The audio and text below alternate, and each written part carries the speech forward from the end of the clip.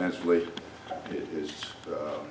It's good to get out there and finally start practicing. We're in the 5th day of it, and we had pads on for the first time. And of course, you obviously play football in pads, so it was good to be out there doing that. Those short days practices are a little tough when you're a defensive coach.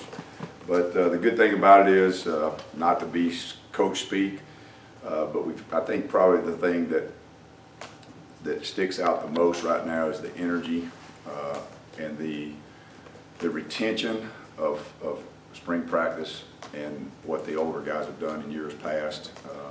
Very, very good retention in what we do and how we do things. And then the leadership has been very, very good. So, but I think probably if you said one thing right now that sticks out is the football IQ of the group, particularly the top 15, 16, 18. The football IQ and the communication probably sticks out the most. With that, we'll open it up. Kevin, have your practices been any more rigorous or more physical, maybe than compared to last season or seasons before? No. I mean, we make our practices pretty rigorous anyway. You know, there's part of the, you know, obviously you got to stay up against the offense. You don't carry it to the ground because we have tackle, non-tackle rules, you know, those kind of things. But when we go to the defensive field, you know, we try to create physicality in every drill we can, just simply because we're in the SEC. Could you just talk about how you go about doing that?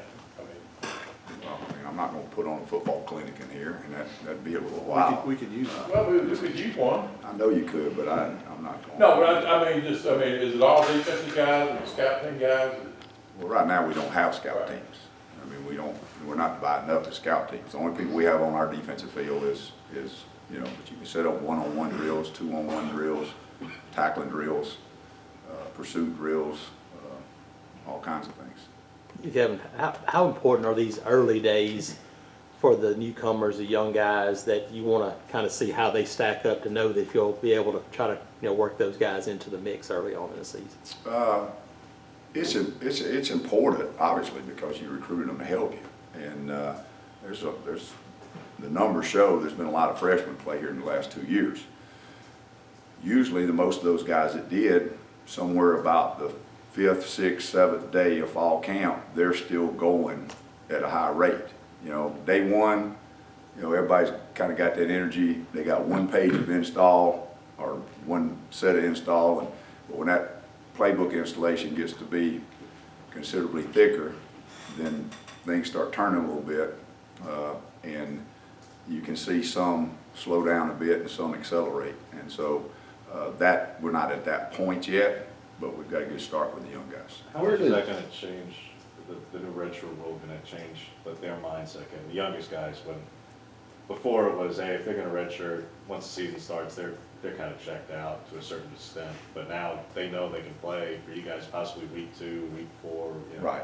Well, I think the biggest thing is that it's important enough what you're asking about the new redshirt rule and the fact that it's the 4 games and it could occur anytime in the 13, 14, 15 games you play. The important thing that is, it's so important that we've talked about it and we have a plan. Now, when you say, well, what's that plan? Well, it means there'll be some that you could play early, you could play later, depending on it. That the variables change because of when and how to do that. And there's nobody specific yet. It's just a plan of we could do this, we could do this, we could do that. So it's important. I think you probably hit it on the head. The hardest thing about being a freshman is if you're here as a freshman, after you get through fall camp, school starts, and then now you're not playing. That's a hard way of life for a freshman who obviously was recruited at a high level in the SEC, and then all of a sudden he's not playing.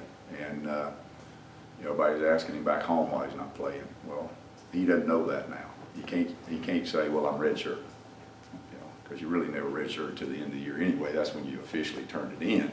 But if you hadn't played in the first 6 games, probably a pretty good indicator. Where does Javon Myers kind of stand, with the defense right now? I know he had to deal with some injuries, but we saw him out there first team pick on first day, which I'm sure probably doesn't mean much. But how's he working in the fold, and where do you see him playing? Well, the only thing about that is, somebody else asked me about the first team thing. I know y'all only get a brief time on the field. The 1s and 3s are on one end, and the 2s and 4s are on the other end. So you're looking at 1s and 3s. So I don't know how you would decipher are they working with the first team, but they may be third team. So, but that having been said, he's really picked things up. He's very, very smart young man. He's worked really hard at it, and he's practicing really well. Kevin, can you talk about Washington and what you think about their offense? Wow, jumping out there real good, aren't you? When day 5 of, I imagine we're worried still a about little time will Auburn get right in this summer, haven't you? now, as a coach, Yeah. yeah, we've game planned in the summertime, game planned in the spring, but we're not talking to our players about Washington. We're worried about installation right now, trying to be the best we can be. And really, at the end of the day, you've heard me say this before, it's not who you play, it's how you play. Does that have any impact on the players, you think, that they knowing they're playing a team that's ranked 6th in the country to open the season? instead of Chattanooga? I've been asked that before, but, you know, really be honest with you, it's kind of getting to be an old question, because last year it was Clemson, the year before it was Clemson, the year before that, I forget who it was, somebody at another place, you know, not here, at another place, and at another place before that, it's always somebody, so I don't know, you have to ask them. Talk about that rotation with TD and Big Cat and what you're expecting out of them. And I'm sure it's nice to have that depth at that position, at that Buck Well, that's spot. also Nick Coe's position. Yeah. So, you know, we've got 3 guys that, you know, Nick's at this point camp is really having a good camp. TD is a young guy that has a skill set, rushes the passer real well, and Big Cat is really coming along. Just overall with that group though, I mean, do you see a guy that can step up and be that double-digit sack guy like you've had the last couple of years at that spot? It may be another spot. If it is, then we'll generate it and scheme it up to where it's another spot. But if it happens to be that spot, then we'll scheme it up, generate it from that spot. It's too early to tell that yet. Do you see Nick in by, Marlon Davidson, you move Davidson inside and just moving guys around still, or do you think Nick's just strict at Buck right now? Well, you're talking about third down. We've only had Right. 1 day of third down practice. So we got to get into a scrimmage and have some more third down deals. So that's still a work in progress. Obviously, the skill set allows Nick to be inside, outside, Marlon to be inside, outside. Speaking of Buck, Kevin, how's Richard Jipinor, the freshman, look so far? I know it's early. He can run, and he knows there's one football out there. He likes to practice. So if you figured out that there's only one ball out there, chase it, and you can That's run, good. then you got a chance. Who rotates with Marlon at that other end spot? Like, because you're In talking terms of, like who's repping at that particular position? well, we move them all around. Okay. Nick can go there, Derek can go there, Andrew Williams can go there. Okay. So, I mean, those guys have been around so long, we've had them Yeah. 2 years, they're all interchangeable. Kevin, not specific on the nature of the injury for Noah, but a long-term thing or just a short-term, he's out today or? Well, obviously, head coach talks about injuries, but we're proceeding for the season just like we were at the end of spring. Okay. You had spring where he's projected to start for you, that's one of the better position moves from offense to defense or vice versa. Right. Of Gus's tenure. What is it about him that enabled him to make this transition to that? Well, he's really smart, and he can fly, obviously, run, which is a traded corner. But probably the biggest thing that I didn't know, maybe y'all knew, I didn't know, was he physical enough and would he tackle? And he is. So that was probably the biggest thing that jumped out. Kevin, that move allowing JD to move inside, how big could that be to have JD at the nickel?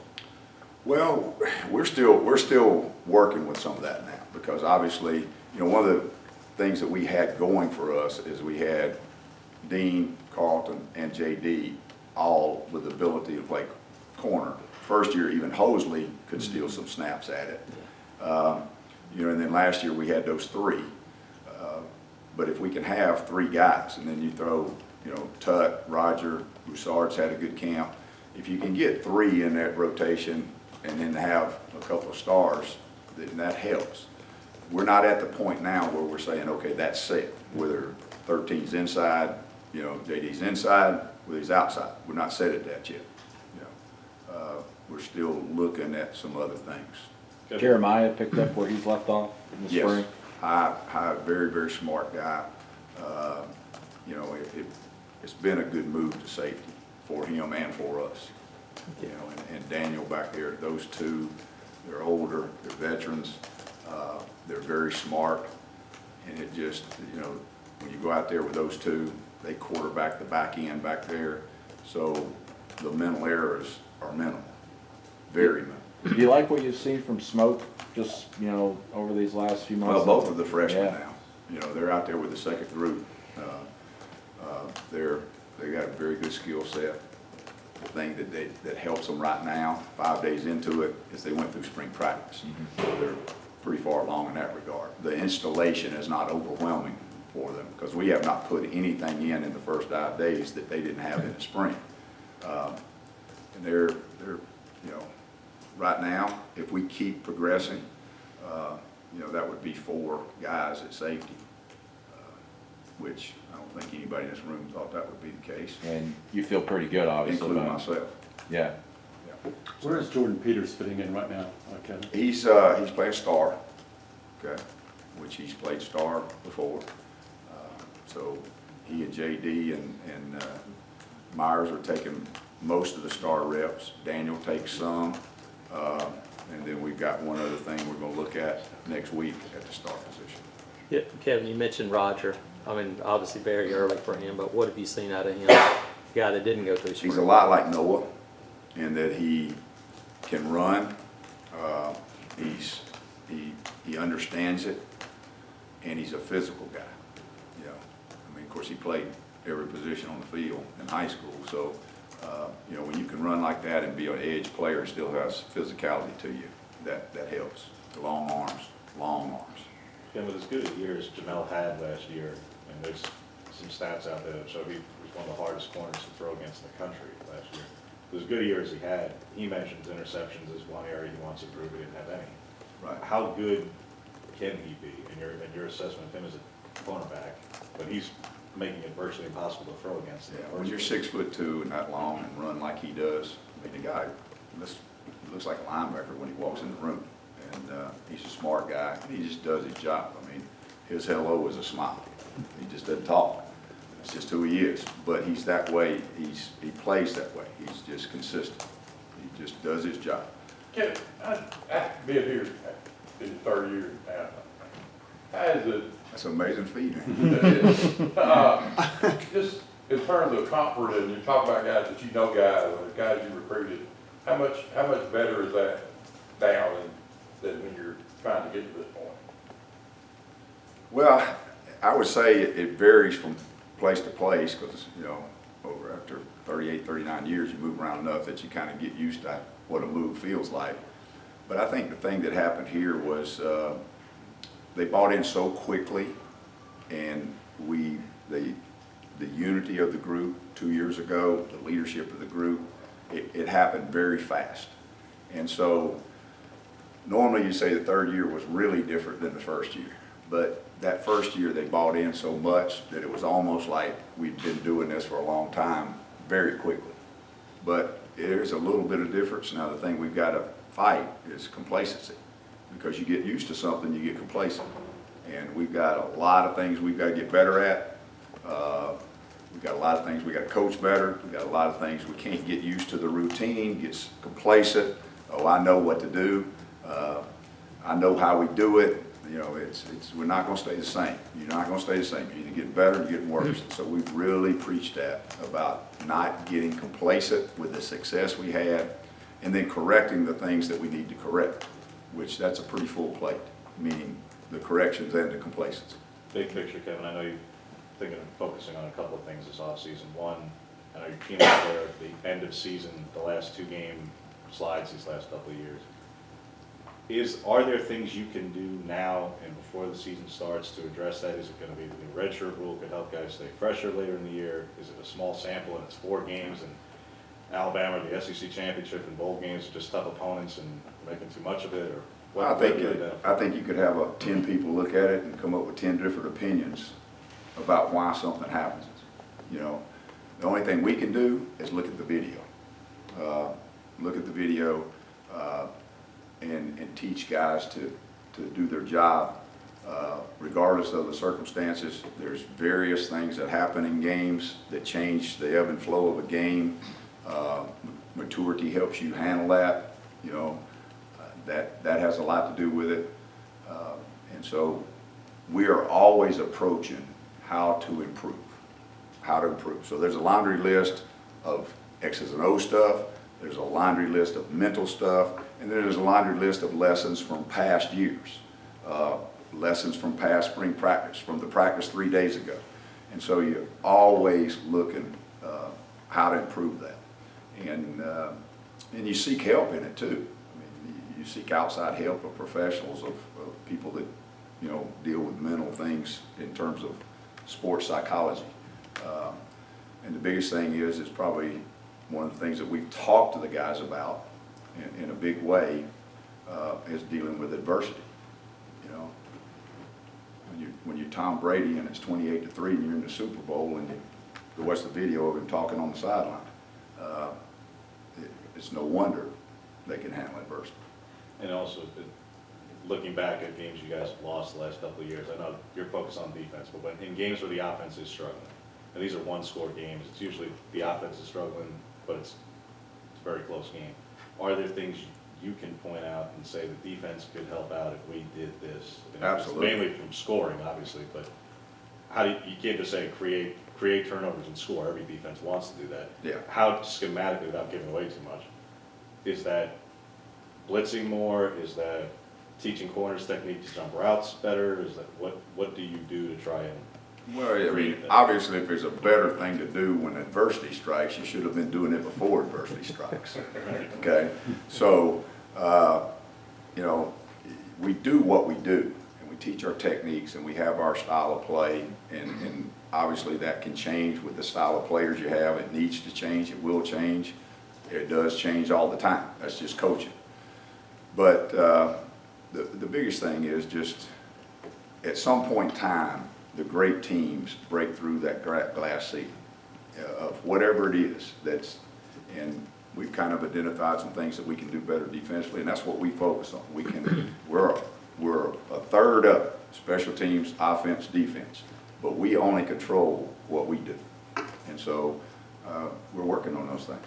Kevin, what does it mean to have those three senior linebackers back in the middle of that defense? Well, I'll tell you what it means is this. When you go out there and practice 5 days and you got Deshaun Davis and Darrell Williams and Atkinson, okay, lined up, and then you got Daniel Thomas and Denson lined up, just that, what happens is everybody knows what to do because they tell them what to do.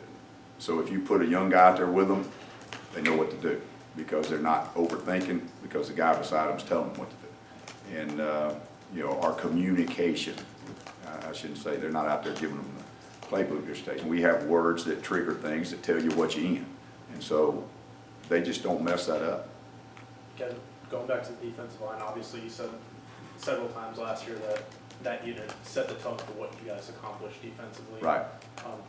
There's been a lot of talk this offseason that this defensive line could be one of the best in the country. I know that's just talk, but given what you return, how good can that group be this year? Well, if we stay healthy, that's number one. You know, that's a big issue in college football, pro football, at this level, staying healthy. If we stay healthy and we continue to work, don't get complacent, we continue to work, that group, I mean, it affects things. When you can win the line of scrimmage, it allows you to do a lot of things. And so, obviously, it helps you stop the run, make people one-dimensional. And then if they make them one-dimensional, then you can have a sack feast, or at least a pressure feast. And so, you know, we had 37 sacks last year, I think was the number. And we would like to escalate that. That's a big challenge. But we talked about it, we're working on it. We got a group that has the ability to affect the game. And so we don't hide from that. Now that having been said, it overshadows a lot of really good. I mean, there's been You know, like those two corners or three corners, JD, Dean, Carlton, have played really well at a high level. And you say, well, Dean, you didn't have many interceptions. Well, you had 37 sacks, and I think we were second in the country in pressures. So it's kind of hard to intercept the ball that's thrown in the third row, you know? Where does this, in total talent, Ken, where does this defense for you, I don't want to say rank, but where does it fall for you as far, in raw talent, and especially next level talent? You could argue this is one of your most talented defenses of your career in the season. I know your LSU defense had a lot of NFL players on it, but you've got on that defensive line anywhere from 4 to 6 or 8 draft pick level players. You've mentioned the 3 senior linebackers, the secondary with a lot of NFL caliber talent. Where does this group kind of stack up in your career? You'll have to ask me that. I would like for you to ask me that in December. Because really, the mindset of a group determines that. The ability's there. So if you're asking ability-wise, there's a lot of ability. And they're very coachable, and we've got to coach them. We've got to put them in the right place. But at the end of the day, players play the game. And so they have to unify, which they're well on progress to do that. But they have to unify and consistently do that week in and week out, down in and down out, play after play after play. And so it remains to be seen. Kevin, which young guys have caught your eye so far? I know it's early, but which so far? You're probably going to need to be more specific in terms of young guys. Freshmen. Well, I think this, you know, when you can go out there and you can work with the twos, a pretty good list of freshmen. Not all the time, but some. And they're competing well and not making mental errors, and they've got skill set. When you look at Roger at corner, look at Tutt at corner, Sherwood, Monday, you know, Jacoby McLean at linebacker. I mean, he's a not real big at this point in time, and you know, as a freshman, but his coach wasn't either and was pretty good, you know, and so he can run, and he's got really, really good instincts. In the defensive line, Connors Miller is, you know, he wasn't here in the summertime, wasn't here in the spring, was a later enrollee, but he's got a very, very good skill set. Richard Juniper we already talked about him. So, I mean, I'm leaving probably somebody out. I mean too, if I do, just fill in the blank and say I said it. But, you know, you're good at that anyway, so. Wait. Everybody good? Yeah. Go good. Thank you.